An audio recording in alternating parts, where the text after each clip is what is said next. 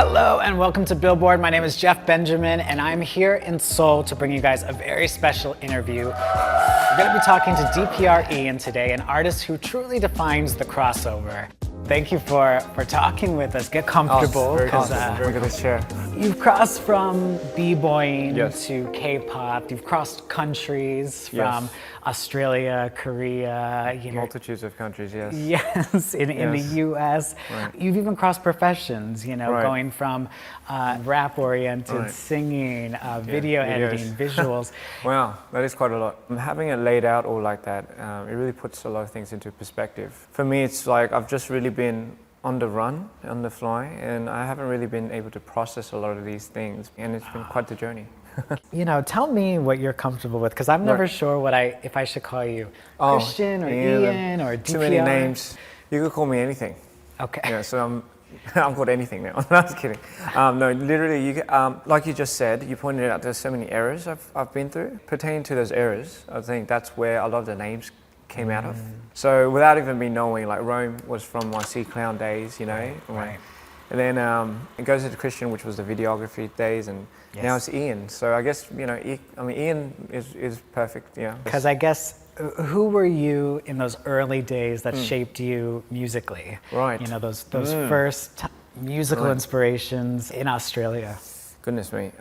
So I think, obviously back then in Australia, my name was Baron. That's my Korean name, like Pardon, right? So I think I was exposed to music at a pretty early age. And I still remember my dad bought me a birthday gift, I believe. He bought me the first music CD that and back then obviously we had CD players. So What CD was it? So the CD was Daft Punk, and it was Discovery.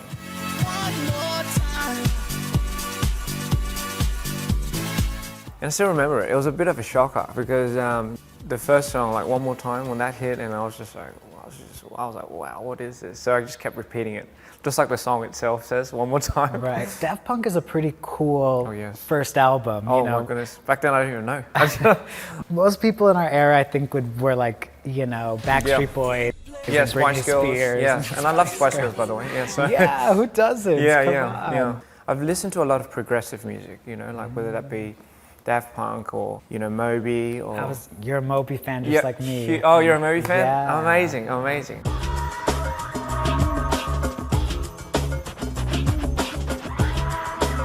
I just love the progression of having each instrumental just kind of coming in and just really defining the sound layer by layer.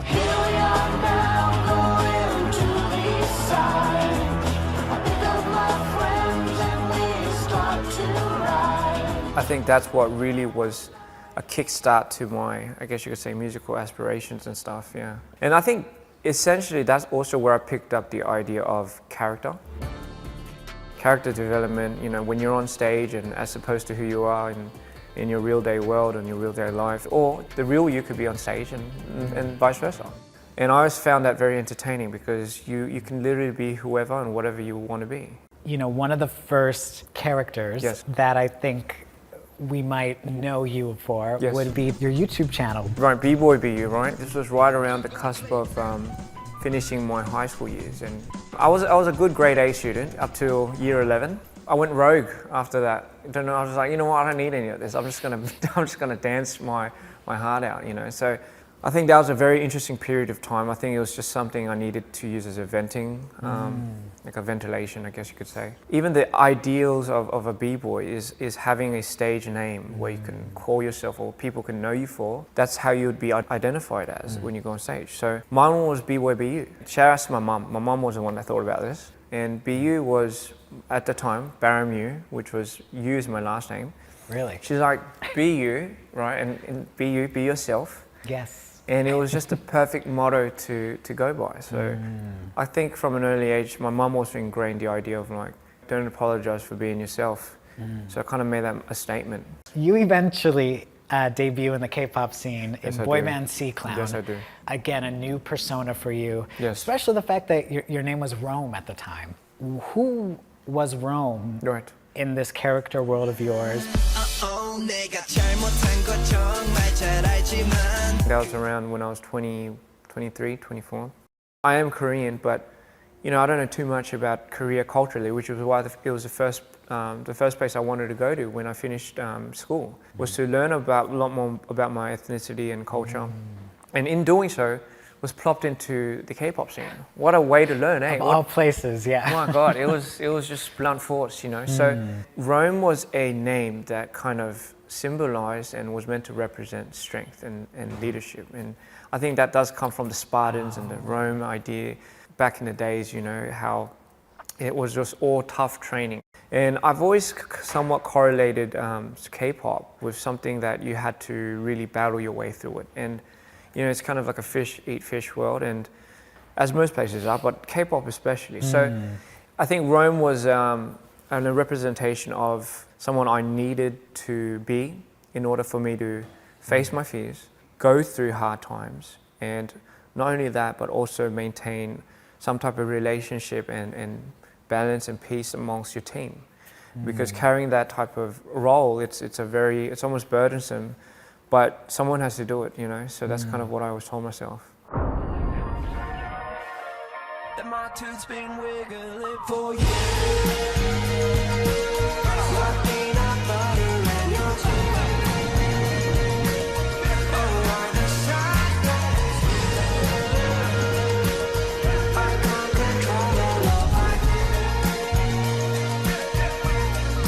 Early mid 2015, Yes. you made some moves on your social medias. Oh, yeah. Changing your social media name yes, I did. to your name, Christian Yu. Yeah. I remember specifically the bio/description you changed, and, and I wrote it down so I didn't forget. They turned me into something I am not. Never forget what I did for you. Wow. Oh my God, where'd you find that? Oh, come on. Where'd you pull that out of? This is the crossover. We are crossing Smack. paths. Holy smokes, man. Changing the name Yes. feels like a big move. Yes. But also, I think the fact that you having your own social media Yes. gave you a bit of power that yes. maybe you might have not had come Before. 2012 or earlier yes. than that. You're right. And it all kind of stems back to be you, B-boy, be you, being yourself, right? So quite ironically, I was myself, even when I was in the C-Clown days. But you know, the K-pop scene, obviously you're more, I guess, propelled to being a product of someone else's curation. And just me personally, I need to do it myself. I need to make, you know, if it's the music or if it's the dance or if it's the visuals. So for me, I think personally, I had a bit of a hard time doing that, which is why that word, that statement came out. You know, they're trying to make me something that I'm not. You know, granted, the experiences were absolutely great, great and bad, by the way, but I don't regret it a single bit because it does shape you to who you are going to be and who you are at that present time. I think Rome was it was actually the most important process and step to becoming Christian Yu. Once I guess I was ready, Christian Yu had to come out. Because, you know, after that, you move on, you meet the DPR guys, Yes, you guys start building the first big music video projects I remember seeing your name specifically attached to. Yeah. It's like Bobby from Icon's Hold Up video, you know, from Winners. Bobby, Taeyang's Wake Me Up. Oh, yes. And I remember you're credited as plus Ian, Yes. you know, parentheses DPR. Yes, yes. This is the beginning of that DPR world. Tell me about creating this, building this. You're one of the co-founders. It was originally the Pink Reels. So D was director. So that was the original acronyms. People keep asking me, why was it pink? You know, I do like pink, right? But essentially, it's a color that I kind of always saw in my dreams. But later on, after I started adopting the name Christian, Christian was a name that really I had actually as more or less as a kid, other than Baron. So you know how it's plus Ian.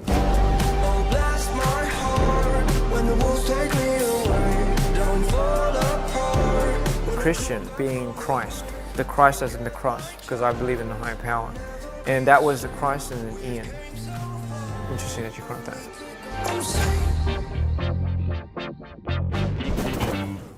Mood Swings in This Order Yes. is that first record that not only introduces us to DPR Ian, but introduces us to characters like Mido, Mr. Insanity, Mr. Insanity, yes. And also opening up about your own mental health experiences, bipolar, yes. I understand you're bipolar 1, which yes, is that's correct.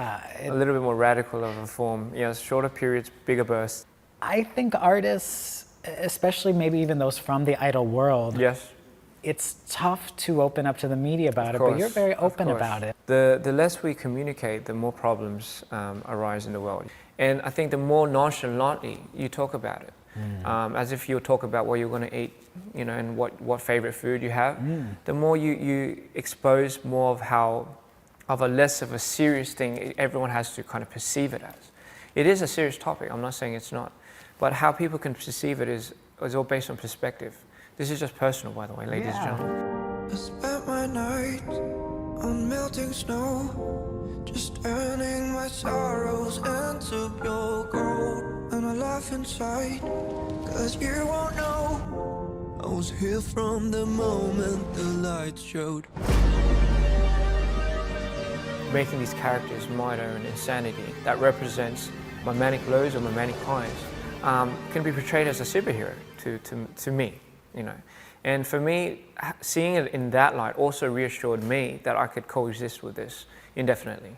And I think that's kind of the message that I want to bring across. I don't have all the answers to everyone's problems, but at the end of the day, I do want to be someone that can represent you when you are going through something. And if it remotely even can touch base with you on any level, then you know, I'm doing my job. So that's essentially it, yeah. Yeah, it's a comfort for sure, you know, Yes. and you know, these stories continue on through Mood Swings Into Order, the first full length, but also your first Billboard 200 entry. Oh, really? Yes, it Okay. was. And and I don't know if you would have remembered this, but I shared it, you know, with your fans on Twitter at the time. Twitter, yes. You just wrote, that's crazy, with like a little crying, happy Yeah, face, you know, yeah. emoji. No, I was over the moon for that too, yeah. And I guess, you know, again, I want to give you so much credit because this independent movement, these stories that are so personal to you, this music that is so personal to you, you know, how does it feel to kind of see that recognition in that way? It's interesting that you asked. I've never really expected any of that as I was starting this. Even if it affects one person, and if it's enough to change one person's world and for the better, then that was enough for me.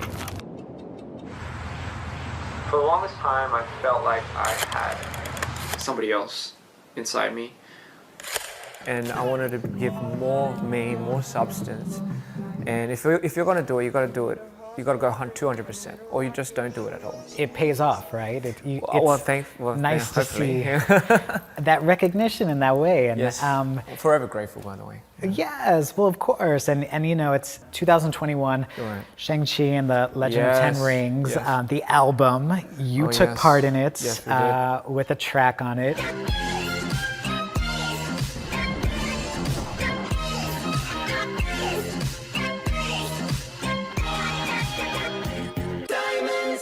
Because that album also hit a number 160 on the Billboard 200. Yeah. Oh, wow. And you know, again, it's you and a ton of artists on there. DJ Snake, 88 Rising, you know, a ton of diversity. Even, you know, some unexpected. I remember BB and Mark Twain are on there, and interesting names on there. So it was a cool track like Diamonds and Pearls, which I felt the Beatle references. You know, you make some very obvious Beatle references. Yeah, yeah. I thought the song was about boba. You know the bubble tea. When I first got it, I just thought, the diamond tea pearls, because you know you have pearls in your drinks. Okay. So I just thought that's an interesting thing to think about. Maybe, you know, maybe we're all living in a. Maybe we're all living in a pearl. My mind didn't go there, but I like it. Okay. I like it. That's good. That's good. That's now normal I'm going to listen to the song in a different way. Okay. Movies, Marvel, cinematic soundtracks, you know, these huge things.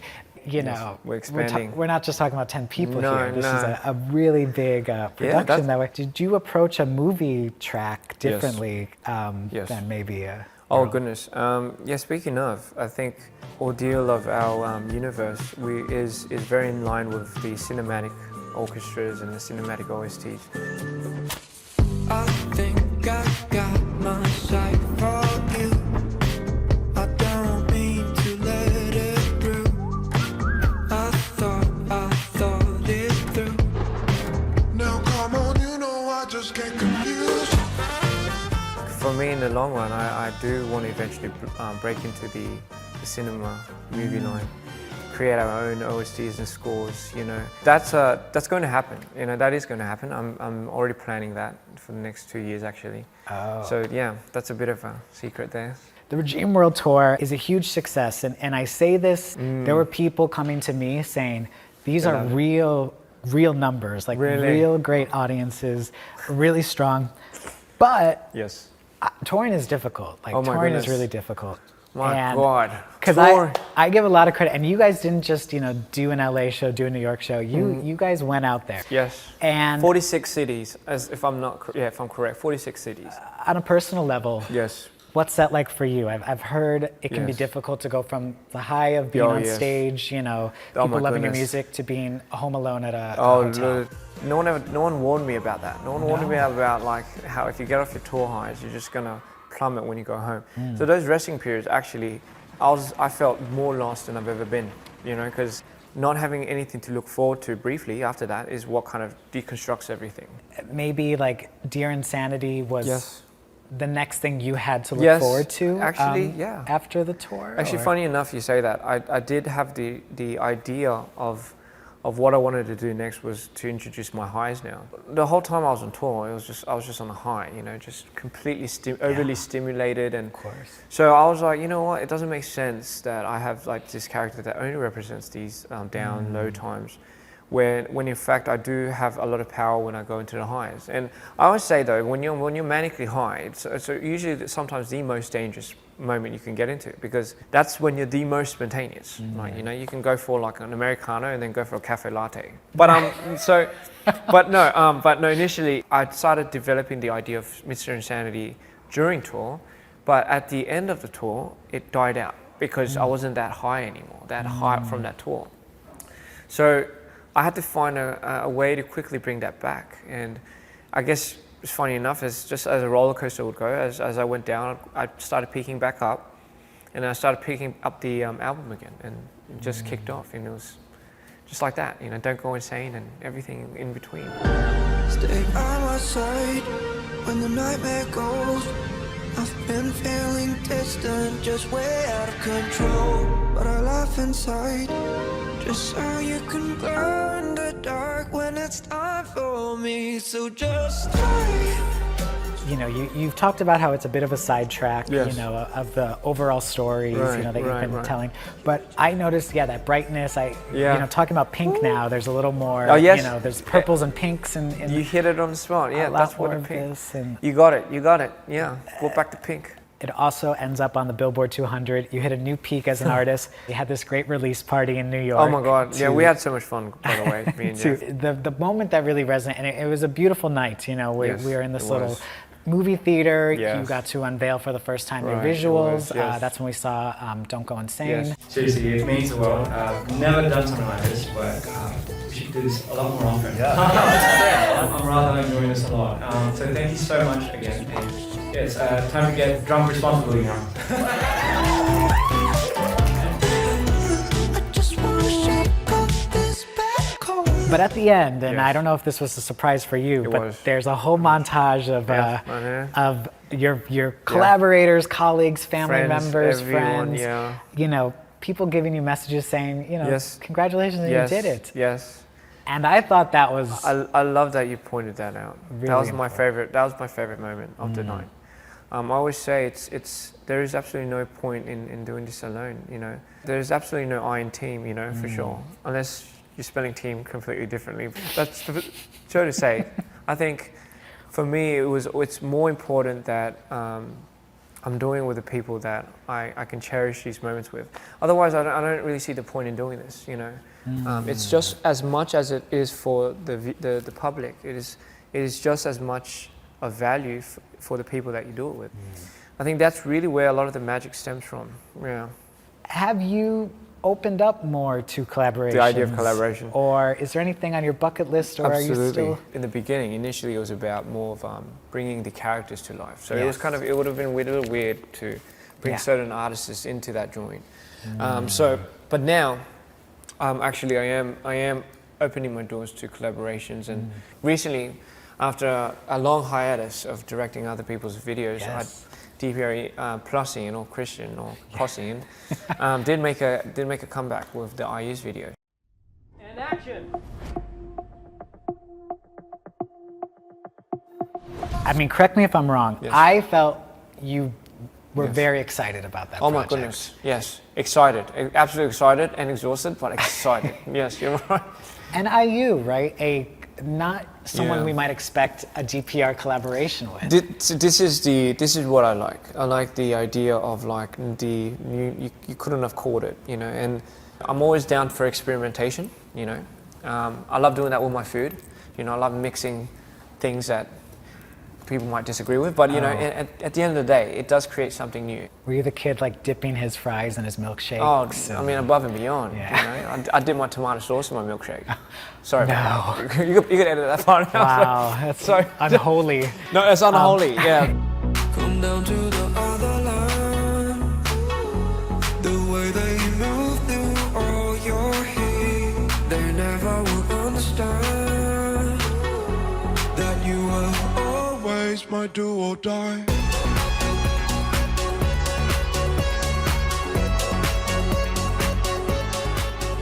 If there's one thing people should know about DPI is we're not afraid to open our doors to anything. It's really more about pioneering what's new and what's. It's not. I never really thought it was about following a certain trend. It's always about coming up with one. What's coming up? What does the future look like? I am planning to release an extension of an album called The Hybrid. And The Hybrid is part of the universe of The Other Side and Dear Insane and Mito. But it's a lot. It's literally what you would think if you were to mix those two characters. You know, what would you get? What kind of sonically and visually? To close things off, you know, like I think your fans and what my hope is Right. for, you know, this chat and this conversation is that they see you not just as the artist and I don't think they do only see you as the Right. artist, but they see you as the human, they see you Right. as someone worth That's- protecting, they see you as someone they want to protect. That really does feel comforting. You know, that's the one thing I did get from my fans is I have a huge pride with our fans, dreamers. I feel like for us it's a very much a union, you know. So it's comforting one another, you know. And I think if we can establish that comfort zone, that safe zone, or not even a safe zone, if it's like you know those rooms that people just break everything.